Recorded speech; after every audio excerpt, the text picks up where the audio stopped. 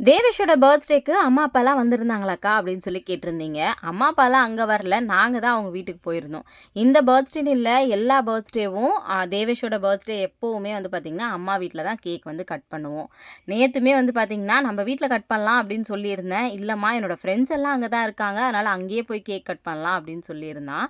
தேவேஷோட பர்த்டேக்காக வந்து பார்த்தீங்கன்னா, என் தங்கச்சியும், அவங்க வீட்டுக்காரர் 2 பேருமே வந்து வந்திருந்தாங்க. அவனுக்கு அவங்க சித்திய வந்து ரொம்ப பிடிக்கும். அதனால அவ வந்ததுல அவனுக்கு ரொம்பவே வந்து ஹாப்பி.